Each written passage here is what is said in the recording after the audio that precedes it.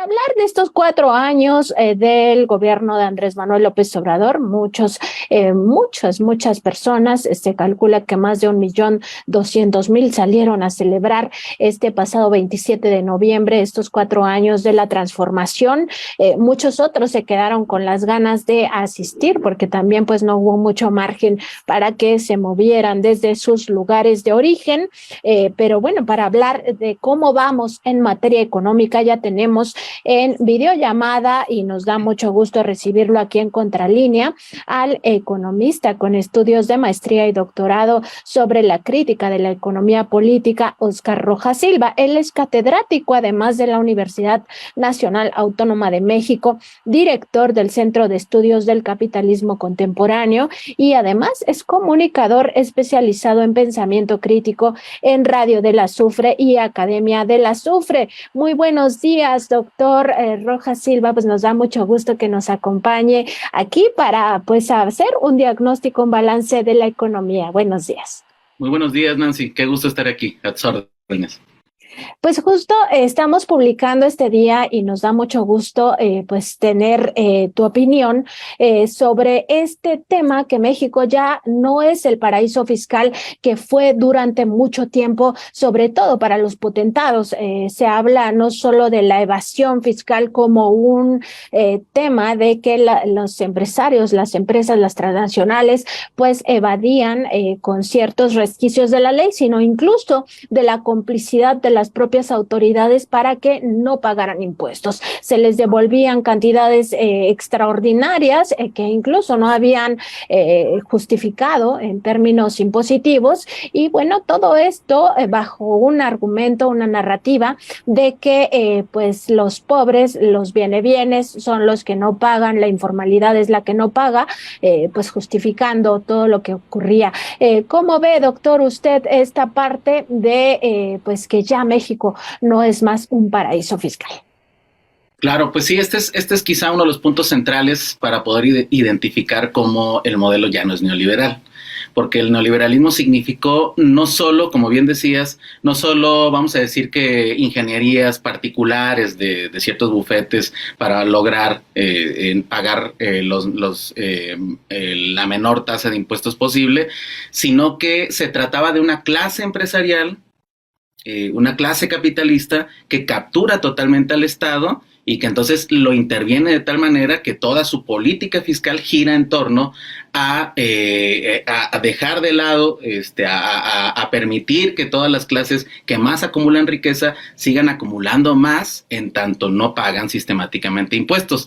Pero como de todas maneras el aparato administrativo tiene que seguir funcionando, le cargaron la mano a todos los cautivos, que se llaman, ¿no? Es decir, todos los que sí o sí tenemos que estar pagando impuestos, ya sea por el lado del IVA, que es un impuesto indirecto, como por el ISR, que es un impuesto directo. Pero esto en toda una estructuración en la cual la clase dominante, la oligarquía, tomó por captura el Estado, tomó por captura la Secretaría de Hacienda, y entonces tenían todas las capacidades para eludir, no decirlo técnicamente nada más impuestos, sino renunciar a el contrato social, es decir, el reconocimiento de que la riqueza colectiva se hace con el concierto de los trabajadores y trabajadoras también, y que a la hora de que pues no pagan impuestos, obviamente que es un acto muy fuerte de injusticia social y fiscal, ¿no? Y bueno, justo sobre esto, ahora el presidente López Obrador aludía pues a este tema de la venta de Ricolino. Ayer, de hecho, pues tuvo esta reunión tanto con directivos de Bimbo como con el propio directivo de Mondelez, que es la empresa que compra Ricolino. Hablaba el presidente de que se tiene ya un pago, o se va a pagar por parte de Bimbo 6,000 millones de pesos a la hacienda pública. Justo esto, o sea, ¿cómo contribuye el hecho de que ya no se permita a estos grandes contribuyentes estar eludiendo el pago de impuestos para pues hacer este reparto de la riqueza? Pareciera fácil estar dando más bien reconocer ya como un tema de derecho a nivel constitucional, de un derecho que tienen las personas adultas mayores, por ejemplo, a la pensión, o de las personas con discapacidad a este apoyo económico, las propias becas para los estudiantes, pero para eso se requiere una cantidad enorme de dinero. ¿Cómo contribuye este hecho de que ahora sí tengamos autoridades dentro del Servicio de Administración Tributaria y también de Hacienda para que tengamos recursos públicos que ahora sí llegan a la gente? Es correcto, sí, pues durante el neoliberalismo lo que hacían las empresas cuando se pasaban la titularidad de las distintas empresas es hacerlo a través de bolsa de valores, entonces pues no colaboraban en lo absoluto con la hacienda pública. Y ahora, pues específicamente aquí hablando de que se hace una compra y que se hacen el pago de impuestos correspondientes, y pues obviamente que dentro de la visión del gobierno pues está de que estos recursos se están utilizando, es decir, a través de la noción de austeridad republicana y a través de la noción de que es importantísimo que el gasto corriente, es decir, todo eso, todo el costo administrativo, burocrático, se convierta en gasto productivo, es decir, que vaya permitiendo que el país vaya creciendo en sus fundamentales, pues, ¿no? En su estructura cualitativa, y al mismo tiempo, es decir, en lo que este primer proceso sucede, pues obviamente que se ha generado todo este esquema de bienestar social, es decir, todas estas transferencias directas que son para la mayoría de la población, y que de alguna otra manera pues asegura y garantiza de que estemos en un entorno en el cual el salario no sea nuestro único ingreso, sino que también el Estado reconoce el trabajo colectivo, y se reconoce también pues de que la población, su consumo no nada más es un número, sino que se trata de la dignidad y la calidad de vida del pueblo, ¿no? Entonces, esos recursos, por ejemplo, estos 6,000 millones, pues digamos que entran a la bolsa del presupuesto público y entran al criterio no del interés de las grandes transnacionales o las empresas, sino al interés de la redistribución acelerada que se está haciendo como parte de las políticas de este gobierno. Y doctor Rojas Silva, pues también preguntarle sobre esta constante violación a derechos humanos que se cometía en el pasado al eludir el pago de impuestos y al permitirlo la propia administración pública, porque no hay que olvidar que con estos recursos públicos pues se garantizan derechos humanos como lo es el derecho a la salud, el derecho a la vivienda digna para las personas más vulnerables, el derecho a la educación, entre otros derechos humanos. Ahí cómo vamos avanzando en este tema de pues ya no permitir que se violenten estos derechos humanos de forma sistemática. Sí, pues eso es muy importante porque hasta ahora, por ejemplo, se ha discutido, una de las cosas que se han discutido mucho en este sexenio, pues esta diferencia entre el crecimiento y el desarrollo. Es decir, que no es suficiente presentar nada más los indicadores en los cuales nos dice que vamos creciendo en abstracto, sin hablar de qué manera se está distribuyendo y de qué manera estamos reconociendo también los distintos tramos económicos. Es decir, no se trata nada más del ingreso, sino que efectivamente se trata de cumplir con mandatos, además que ya son internacionales, pues, ¿no? Y que además de esa composición de derecho internacional, pues también son principios humanos, ¿no?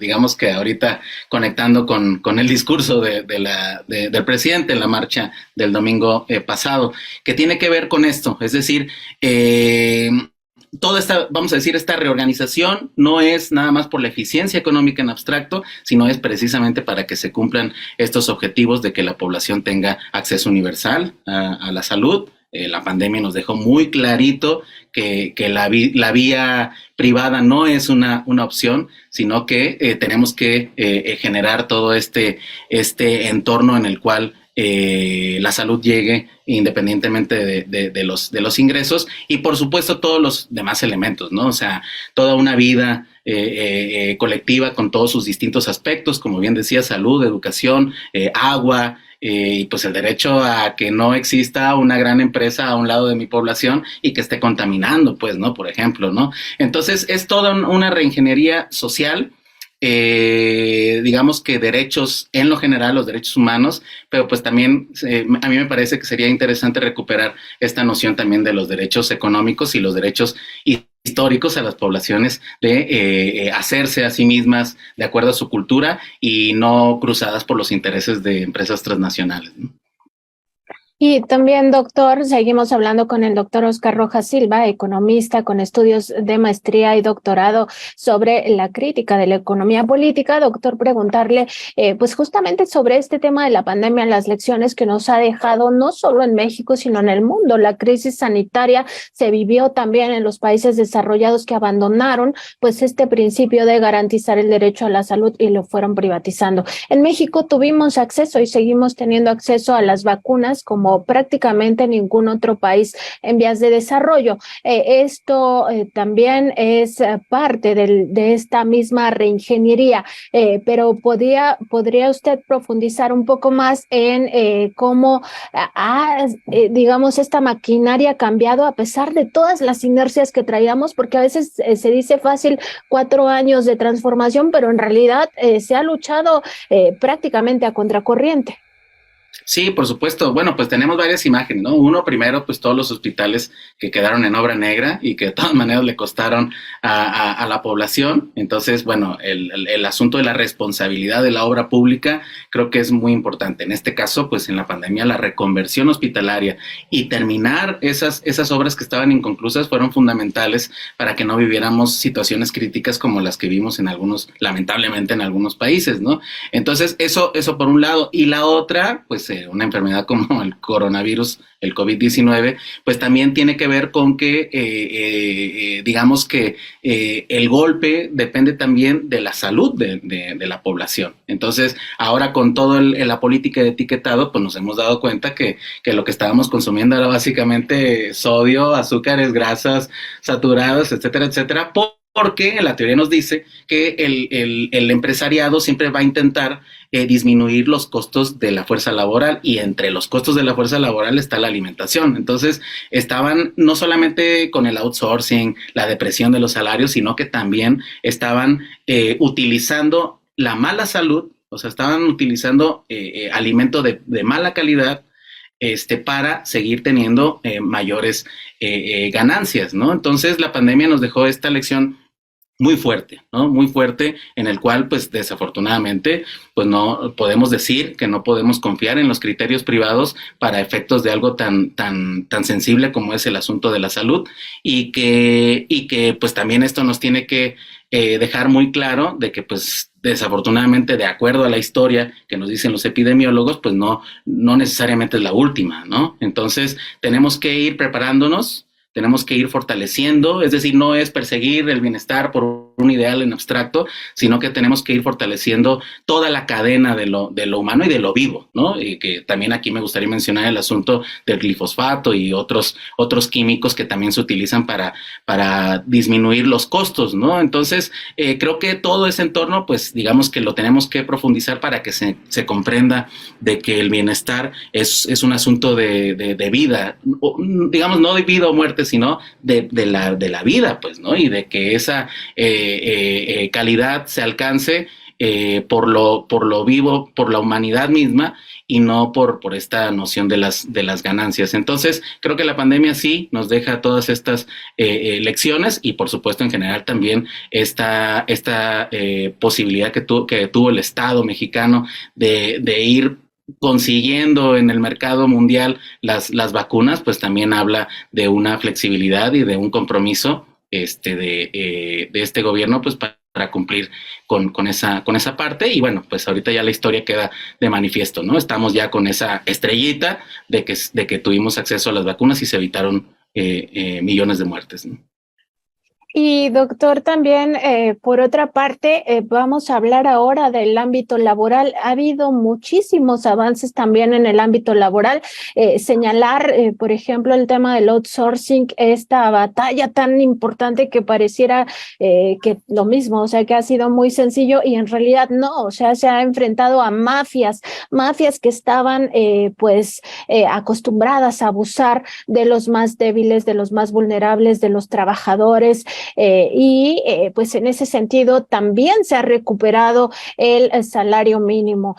Poco a poco se ha ido desmitificando esta idea de que si se aumenta el salario mínimo, entonces vamos a caer en una gran crisis y esto no es posible y entonces hay que seguir este círculo de explotación que a los únicos que beneficiaban, pues evidentemente eran a los dueños del gran capital. Ahí, ¿cómo vamos? ¿Cómo podemos decirle a nuestra audiencia de qué tamaño es el cambio en materia de derechos laborales y sobre todo, pues sí, de ir ya quitando todos estos abusos por parte de los empleadores? Sí, pues este tema es crucial porque digamos que hay que recordar que todo el sistema económico en el que vivimos se reduce a un eje conflictivo entre el capital y el trabajo. O sea, no vienen de forma armónica, ¿no? Coincidiendo, sino que lo que quiere decir es de que lo que gana uno lo pierde el otro. Entonces, los capitales suelen elevar sus ganancias disminuyendo los costos del trabajo. Entonces, ahí es donde empezamos a ver todas estas políticas de que pues a los empresarios les era muy caro, pues encontraban un límite para sus objetivos, de que pues además del salario se les tuviera que dar seguridad social a los trabajadores, ¿no? Entonces, les pareció una excelente idea utilizar esta estrategia del outsourcing para evitar ese tramo y de que fueran baratísimos, ¿no? Entonces, pues digamos que fue una situación terrible porque fue una política activa. Y ahora, pues digamos que estamos viendo la recuperación del salario mínimo. O sea, si nosotros vemos la gráfica desde el 76, el salario mínimo cayó hasta el piso y se mantuvo ahí. ¿Qué quiere decir? Que era una política abierta también de la economía neoliberal, de decirle al mundo, vente para acá, ven con tus inversiones, mira, tengo baratísima la mano de obra. Entonces, pues eso era una violencia sistemática porque sabían lo que esto significaba, ¿no? Y ahora se sabe con claridad de que no nomás es el asunto de la guerra del narcotráfico, como un asunto de ese sector, sino de que también se nutrió pues de toda la miseria que se construyó a lo largo y ancho del país en el periodo neoliberal. Entonces, la recuperación que hemos visto del salario es importantísima. La negativa del outsourcing es también negar ese desconocimiento de que al trabajador se le tienen que dar condiciones de vida. Es decir, la gran contradicción es tener gente que trabaja y que trabaja mucho y que de todas maneras sea pobre y viva en deuda. Entonces, eso ya es un cambio de visión. Claro que en todo este contexto es necesario fortalecer los sindicatos, ya se ha avanzado en esa materia, todavía hay un camino que recorrer ahí, pero ya está reconocida la necesidad de la democracia en los sindicatos para que estos sean fuertes en las negociaciones y que realmente reflejen todo lo que el mundo del trabajo exige. Y por otro lado también está la repartición de utilidades, es decir, se dobleteó totalmente, o sea, las empresas se hacían guaje con ese mecanismo, entonces, pues, ahora ya lo que se tiene claro es de que una vez más se reconozca el valor, no solamente individual, sino colectivo del trabajo, ¿no? Entonces, eso es una riqueza impresionante y se tiene que valorar. Y por último, me gustaría mencionar, pues, el asunto también muy importante de la reforma a pensiones, porque México pasó a una privatización ya de facto y ahora lo que sucedió con esta reforma es hacerlo mixto. ¿Qué quiere decir? De que ya no es el control nada más por parte de las empresas financieras privadas, sino de que otra vez el Estado pues está teniendo estos mecanismos para habilitar un entorno en el cual si por el lado privado no se llega a los grados suficientes, se puede hacer por el lado público. Este es el caso de las pensiones no contributivas, que es pues todo el apoyo que se le da a los adultos mayores. Es decir, esta visión de que las mexicanas y mexicanos que contribuyeron con su trabajo de toda la vida tengan el reconocimiento social, digno y cariñoso de que vivan una vejez digna, ¿no? Entonces, es todo un contexto que si ya le vamos sumando, pues digamos que ya nomás faltaba lo de humanismo mexicano, porque en realidad es lo que ya se está haciendo, ¿no? Este reconocimiento también sensible, pues, ¿no? De que no aquella visión del neoliberalismo de que decía Fox, no, pues que se pongan a trabajar más y súbele a los años. Entonces es seguir exprimiendo, ¿no? Entonces es muy lamentable gobiernos que comparten el criterio de empresas privadas y que afortunadamente ya no es el caso. Y doctor, justo también en este mismo contexto, pues hay toda una campaña en medios de comunicación que nos dicen que estamos peor que antes en materia económica, que de hecho enfrentamos pues crisis como si fueran crisis aisladas, no tuvieran nada que ver con primero con la pandemia y segundo con la guerra allá entre Rusia y Ucrania. Sin embargo, pues la realidad es otra, ¿no? En la realidad vemos que México no ha recurrido a deuda que estábamos históricamente acostumbrados y deuda sobre todo para rescatar nuevamente a los grandes contribuyentes, ¿no? En 1995, pues no hay que olvidarlo, el Fobaproa, este gran latrocinio, pues rescató a los de arriba, a los banqueros y pues empobreció aún más a los mexicanos. ¿Cómo ve esta realidad en materia económica contra el discurso de los medios? Bueno, pues fíjate, ahí hay que recordar que, por ejemplo, bueno, se genera el presupuesto público. Con el presupuesto público tú haces esas transferencias directas de dignidad económica, me gustaría decirlo así, y por el otro lado, la necesidad de que pues sí se genere la infraestructura del caso para que la economía dé un salto cualitativo, ¿no? A esto me estoy refiriendo a, por ejemplo, el Tren Maya, que hace una reorganización regional y del mercado interno general, el transísmico, que tiene una visión también de geopolítica, porque pues China está generando la ruta de la seda mundial, entonces este es un paso fundamental para esos efectos. Es decir, cosas que vamos a ver su riqueza ya expresada en el mediano y en el largo plazo, o sea, los fenómenos económicos no son inmediatos, ¿no? Y menos los cambios cualitativos.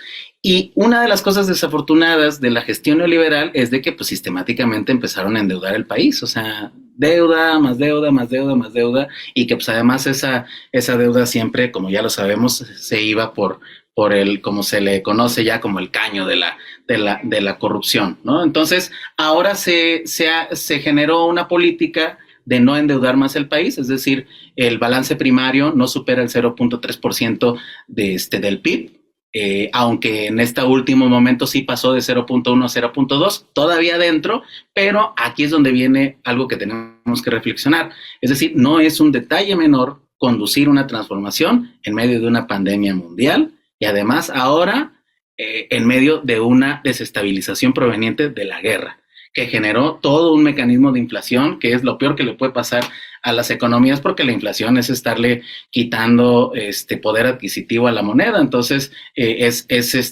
una situación muy preocupante. Entonces, tienes todo ese entorno y aún así tienes una economía con un peso estable, tienes una economía atrayendo inversiones a las condiciones del país, ojo, ¿no? No como antes de que llegaban a hacer lo que querían a paraíso fiscal, sino que entran a las condiciones dentro de las necesidades y objetivos fijados por el gobierno público, ¿no? Valga esa redundancia, ¿no? Y además hay una ingeniería en específico en la Secretaría de Hacienda en donde están renegociando la deuda que ya estaba establecida para que sea mucho más controlable y que permitas liberar recursos para efectos del desarrollo, ¿no? Entonces, últimamente si hay una campaña que dice se está endeudando, agarran cualquier elemento en particular para decir que hay más deuda, pero lo importante para valorar este tema es el porcentaje con respecto al PIB, es decir, a la carga general. Y esta carga está garantizada en la proyección de que no supere el 50%.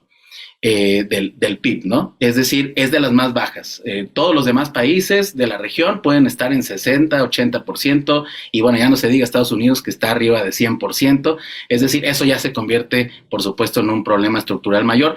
No es el caso de México, la deuda está controlada en sus elementos de balance primario, es decir, no se gasta más de lo que ingresa, por allá del techo, más allá del techo de deuda establecido por el Poder Legislativo, y la carga con respecto al PIB no supera el 50%, lo cual en los, digamos que son, en los estándares internacionales es una deuda perfectamente controlable. Y justo también respecto de esta entrevista que publicamos el día de hoy y que por supuesto invitamos a toda nuestra audiencia a consultar en www.contralinea.com.mx, hay un concepto que me gustó mucho hacia futuro. Dice, doctor, usted que queda un bono económico para los siguientes gobiernos y también yo creo que queda pues la vara muy alta, ¿no? Porque pues estos derechos ya van a ser eso, derechos, o sea, ya no es a voluntad o a capricho del gobierno o del partido político que esté en el poder, ya son constitucionales, derechos constitucionales.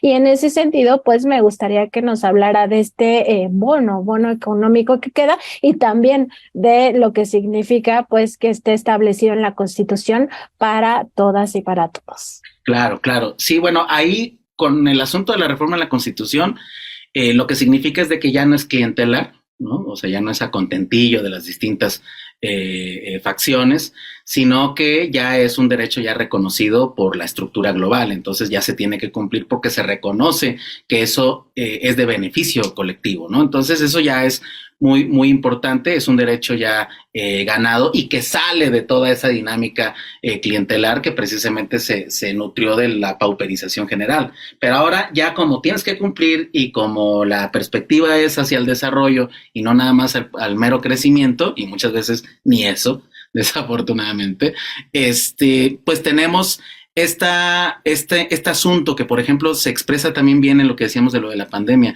Durante la pandemia no se dejó de avanzar en los proyectos prioritarios, porque precisamente son prioritarios porque de ahí depende el futuro de la nación. En el sentido de que no nomás quiero manejar eficientemente el presupuesto, sino que el presupuesto se amplíe. Entonces, con el tipo de proyectos prioritarios que estamos viendo, ahorita los mencionábamos, o sea, ya tenemos reorganización, por ejemplo, en particular el Tren Maya. ¿Qué es lo que hace?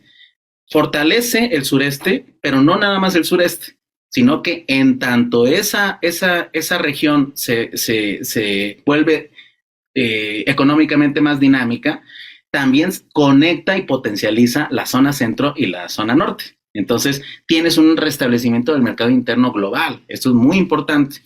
El gasto para la autosuficiencia energética también es muy importante. Las refinerías, Deer Park y Dos Bocas, y también todo el asunto de las coquizadoras, ¿no? Que también están ahí apoyando, y las de gas natural, ¿no? Para poder exportar gas congelado. Entonces, todo esto durante este sexenio se ha invertido.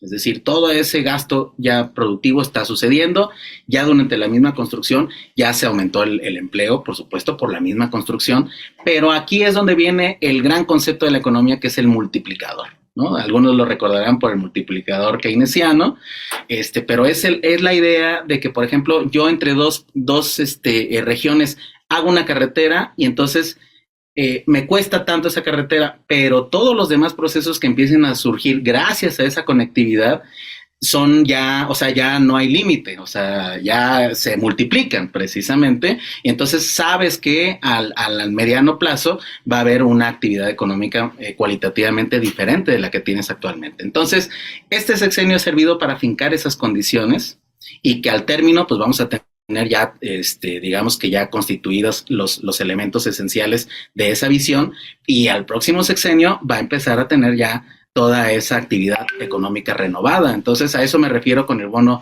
económico, es decir, ya empiezas a ver, pasan dos cosas, ¿no? Porque uno, le dices a la población, miren, muchísimas gracias por la confianza, refrendada en la marcha, que hay confianza, pero se va a empezar a ver cómo tenía sentido hacer toda esta lucha contra la corrupción y cómo sí convenía hacer este cambio de gasto corriente a gasto productivo, y que pues eso va a consolidar la posibilidad de que el país pase a una situación cualitativa mucho más allá, porque una vez que ya tienes ese nuevo nivel garantizado, hay que seguir buscando otros. Hay que resolver el tema de las universidades, hay que resolver el tema de la seguridad, hay que resolver muchas más cosas, pero pues con ese bono económico los siguientes sexenios van a poder tener pues muchísimos más recursos para poder conseguirlo, ¿no?